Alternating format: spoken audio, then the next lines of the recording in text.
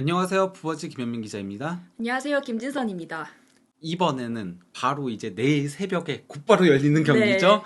네. 예, 그 파리 생제르맹과 몽펠리에의 리그앙 11라운드 경기를 프리뷰해 보도록 하겠습니다. 네, 한국 시간으로 11월 4일 새벽 5시 파르크 대 프랑스 홈 경기고요. 예, 이 경기에서 과연 이강인 선수가 부상과 그 아시안 게임 차출 이거 제외하고는 리그앙에서는 전 경기 선발 출전인데 이게 이어질지 네. 그리고 또 이제 세 경기 연속 공격 포인트를 기록할지 많은 관심이 집중되는 경기라고 할 수 있겠는데요.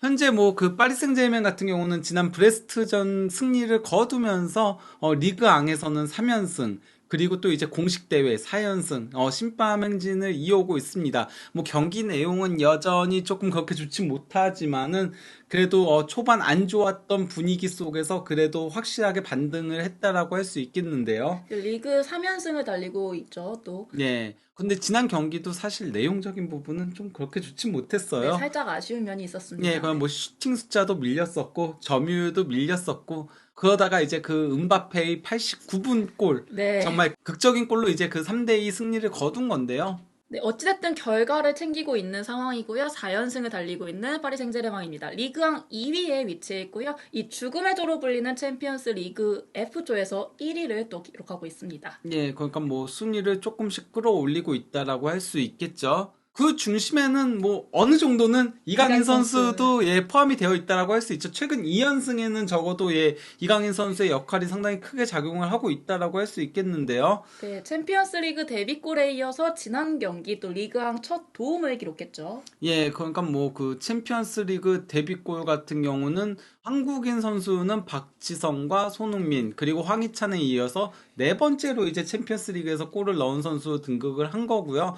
그 전에 그 발렌시아에서 5경기 그리고 또 이제 도르트문트전 근데 이때까지는 다 교체 출전이었거든요. 네. 물론 뭐 지난 그 챔피언스 리그에서도 교체 출전이긴 했지만은 그래도 첫 골을 넣었었고 또 이제 그 브레스트전에서는 바로 이제 그 음바페 선수의 골을 환상적인 아웃프런트 스루 패스로 어시스트를 기록을 하면서 리그왕 첫 도움을 올린 건데요. 네, 그렇다면 골 장면 한번 설명해 주시겠어요? 네, 뭐 이강인 선수의 그 챔피언스리그 데뷔골 같은 경우는 이강인 선수로부터 시작해서 마무리가 됐다라고 할 수 네. 있죠. 이강인 선수가 패스를 주고 여기서 이제 그 자이르 에메리가 이걸 받아서 드리블을 치고 가다가 컷백을 준 거를 하무스가 뒤로 기가 막히게 내줬어요. 그 노룩으로 네. 흘려줬죠. 예, 흘려준 거를 이강인 선수가 왼발 슈팅으로 골을 넣은 거였고요. 네, 그렇다면 밀란전 기록적인 부분은 어땠을까요? 뭐 상당히 그러니까 좋은 모습을 보여줬죠. 일단 뭐 이 경기가 교체 출전해가지고 출전 시간 자체가 19분밖에 되지 않았지만은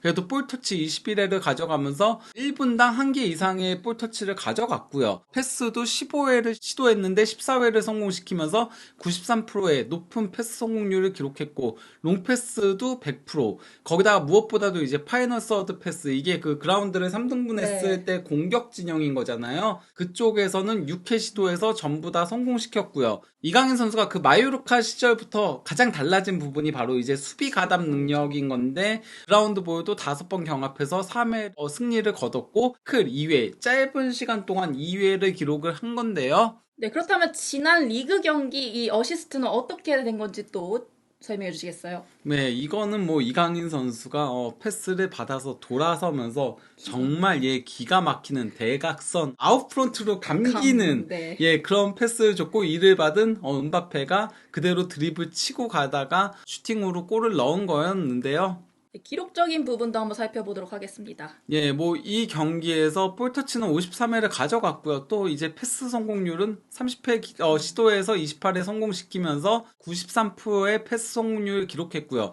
거기다가 이제 뭐 첫 도움을 기록한 데다가 슈팅이 2회였는데 전부 다 이게 유효 슈팅으로 연결됐어요. 그러니까 아쉽게 골이 안 된 거라고 할 수 있겠는데요. 특히 오른발 슈팅 상대 골키퍼가 선방을 네. 해냈었죠. 하무스의 패스에 이은 그게 가장 그 아쉬운 아쉬운 장면이긴 했는데, 그리고 또 이제 크로스도 4회 시도에서 2회를 성공시키면서 50%의 크로스 성공률은 상당히 높은 수치에 네. 해당하는 거예요. 거기다가 이제 그 태클도 6회 시도해가지고 이 중에 4회를 성공시켰고요. 또 이제 볼 경합도 그라운드 볼만 16회를 경합을 했고, 또 이제 공중볼도 1회, 그래서 총 17회를 경합을 해서 9회를 성공시켰고, 파울도 3회를 기록을 했는데, 유효 슈팅, 크로스, 태클 성공, 볼 경합, 그리고 파울은 파리 생제르맹 선수들 중에서 가장 많이 기록을 했습니다. 그 정도로 이강인 선수가 확실히 수비적인 역량이 늘어났다라고 할 수 많이 있겠는데요. 이 경기에서 파리 같은 경우는 은바페 선수가 볼이 없을 때는 아예 그냥 움직이지 않아요. 네, 플레이를 안 하잖아요. 예, 네. 그냥 가만히 있거든요. 네. 그러다 보니까 바르콜라와 이강인 선수가 너무 많은 범위를 커버하고 있는 거를 여기서 확인을 할 수 있는 거죠. 거기다가 이제 이 경기에서 슈크리니아르하고 리카 에르난데스 센터백과 왼쪽 풀백, 이 왼쪽 구역이 상당히 부진했었거든요. 그래서 이 둘이 거의 움직이지 않다 보니까, 커버를 하지 않다 보니까 이강인 선수가 너무 많은 범위들을 바르콜라와 함께 커버를 했어야 되는, 뭐랄까, 무리해서 뛰는 장면들이 있었다라고 할 수 있겠죠. 히트맨만 봐도 지금 경기장 전반적으로 다 뛰고 있는 걸 볼 수가 있거든요. 네. 네, 브레스트전 이강인 선수가 오른쪽 윙포워드로 처음에 출전을 했어요. 예, 그러니까 그 4-2-4 포메이션을 가동을 하면서 오른쪽 윙포드로 나서긴 했었는데요. 35분까지의 히트맵인 건데 오른쪽을 그래도 밟고 다니는 걸 확인할 수 있죠. 하지만은 아무래도 중앙에 2명밖에 없다 보니까 네. 조금은 이제 그 브레스트의 압박에 조금은 고전하는 장면들이 있었거든요. 이것 때문인지 아니면 이제 은바페와의 호흡을 조금 더 맞춰가기 위해서 왼쪽에서 이제 조금은 호흡을 맞추게 하려고 했던 건지, 이건 엘리케 감독만 알겠지만요. 4-3-3으로 전환을 하게 됩니다. 그러면서 이강인 선수가 왼쪽 메잘라로 이동을 했거든요. 그러다 보니 이제 중앙의 히트맵을 보시면은 35분 이후부터의 히트맵인데 중앙과 왼쪽을 커버하는 그런 장면들이 있는 네. 거죠. 그러면서 4-3-3으로 전환을 했는데요. 네, 그렇다면 이 경기력에 대해서는 어떻게 또 변화가 있었나요? 근데 아직까지는 네. 호흡적인 부분에서 좀 맞지 않는 장면들도 있긴 했고요.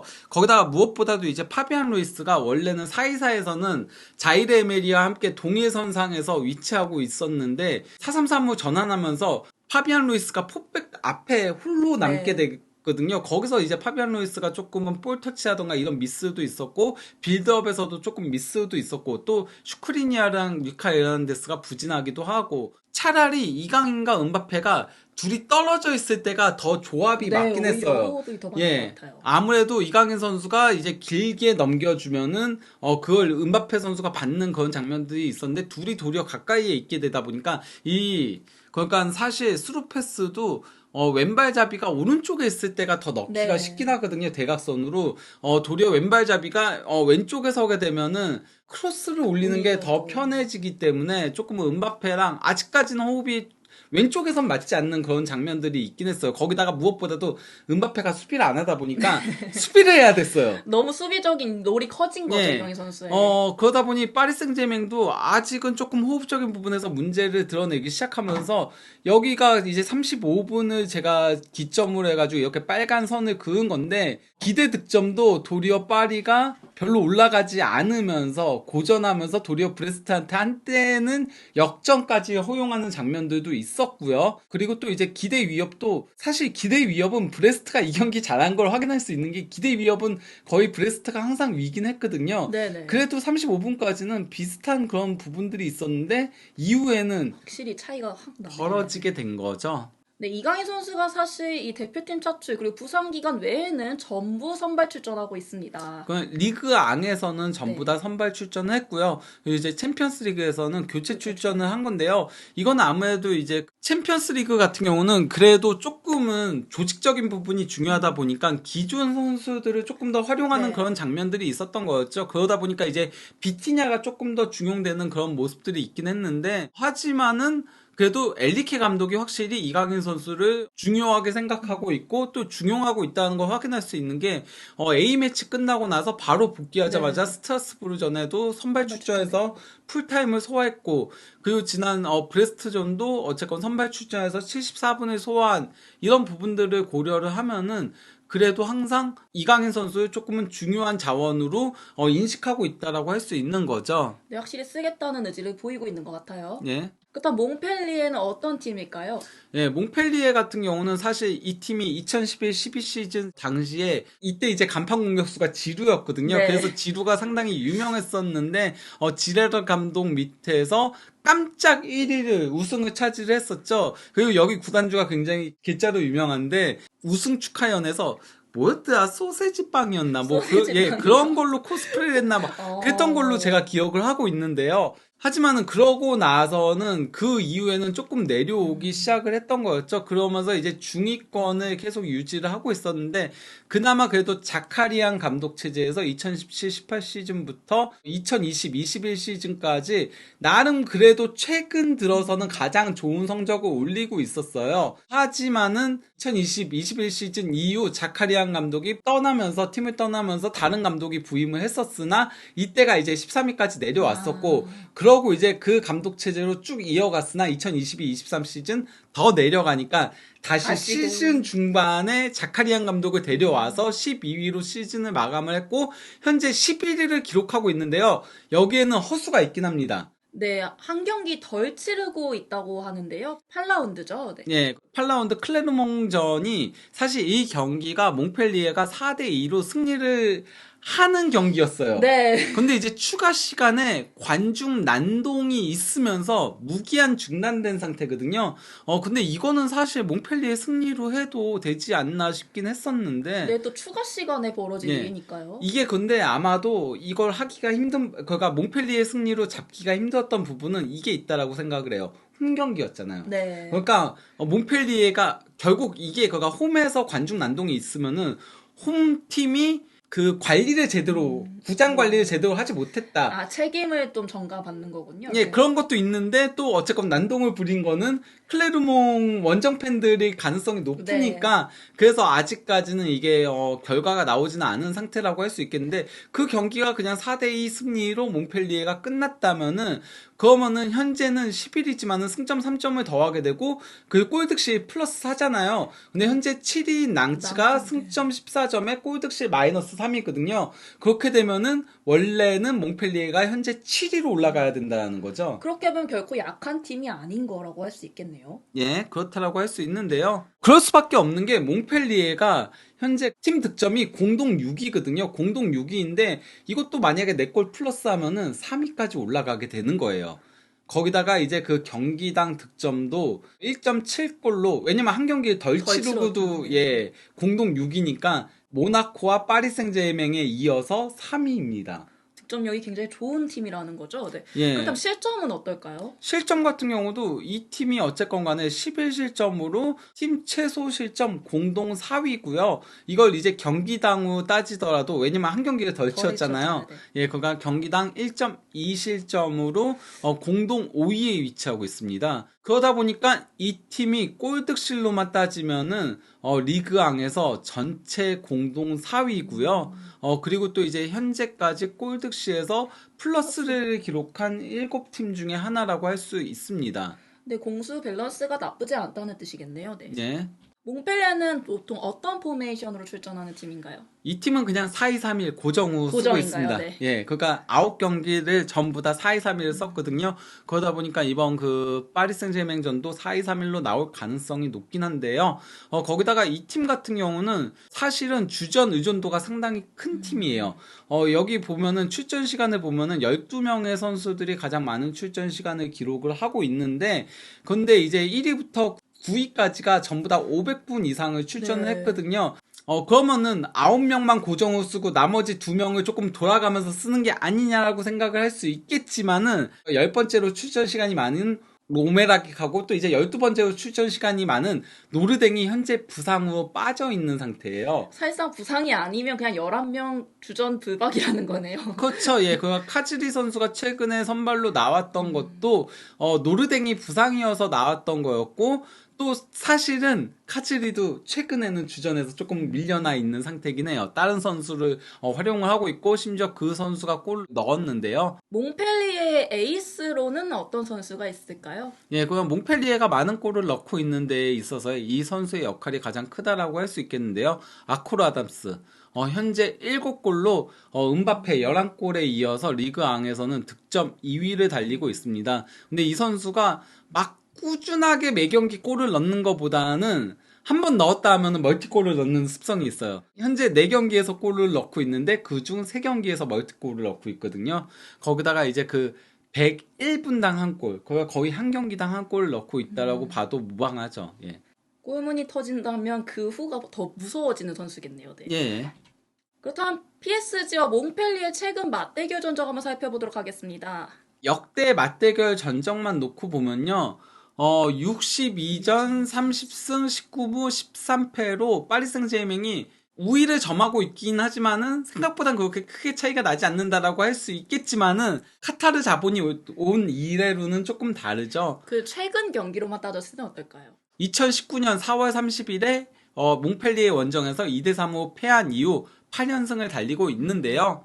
거가 가장 최근에 패한 게 결국 몽펠리에 원정이잖아요. 네. 근데 이번 경기는 파리 생제맹 홈 경기잖아요. 네, 홈 경기로만 넓혀서 보면 더 연승을 앞세우고 있을 것 같은데요. 예, 그러니까 그 몽펠리에 상대로 파르크 대 프랑스 홈에서는 7연승 포함해가지고 13경기 9승 4무 무패 행진을 이어오고 있습니다. 마지막으로 몽펠리에한테 홈에서 패한 게 2010년 5월까지 거슬러 올라가야 되죠. 네, 13년 전이네요. 예, 그렇죠.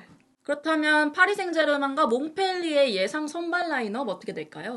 예, 일단 뭐 몽펠리에 같은 경우는 제가 그 카즈리가 이제 주전 경쟁에서 지금은 조금 밀려난 상태라고 했잖아요. 네. 바로 이제 그 파야드 선수가 지난 경기 때 선발 출전해가지고 골을 기록을 했었거든요. 그러나 이 파야드 선수도 조금은 주목해야 된다라고 할 수 있겠는데요. 근데 이제 파리 생제르맹 같은 경우는 조금은 변화가 있을 가능성은 있긴 해요. 그러니까 여기 예상은 4-3-3호 예상을 했고 비티냐 왼쪽 메짤라 그리고 덴벨레와 무안이 선발 출전으로 예상을 했는데 예를 들어서 이강인 선수가 오른쪽 윙포워드 나올 가능성도 배제할 수는 없는 네. 거죠. 저는 파리 생제르맹은 조금은 예측하기가 쉽지는 않다라고 생각을 하거든요. 왜냐면은 지금 이 경기도 중요하지만은 다음 주중에 있을 밀란하고의 원정 경기도 중요하거든요. 그래서 저는 이번 경기에 만약에 이강인 선수가 선발 출전한다면은 그럼 밀란 원정에서는 교체 출전할 가능성이 높다라고 생각을 하고요. 반면 이번 경기 때 교체 출전하면은 밀란 원정에 선발 출전, 챔피언스리그 선발 데뷔전을 치를 가능성이 높다라고 보는데요. 어쨌건 밀란 원정 경기잖아요. 네. 그런 점을 고려하면은 저는 밀란 원정에서는 도리어 이강인 선수가 원정이니까 네. 그러면 덴벨레와 이강인을 비교했을 때는 수비적인 부분에서는 이강인 선수가 더 낫잖아요. 맞죠. 네. 예, 그런 부분을 고려하면은 이강인 선수가 밀란 원정에서 도리어 선발 출전할 가능성도 있지 않을까라고 생각을 하고 있습니다. 네, 그렇다면 이번 라인업을 통해서 다음 밀란전 라인업도 예상해 볼 수가 있는 거겠네요. 예, 어쨌건 이거는 그냥 소파스코어의 예상 선발 라인업이니까 이건 그냥 참고밖에 되지 않는다라고 할 수 있겠고요. 어떻게 나올지는 경기를 봐야지 확인할 수 있겠다라고 할 수 있겠습니다. 일단 소파스코어상에서는 이강인 선수가 아닌 덴벨레 선수를 지금 예상 라인업에 올렸고요.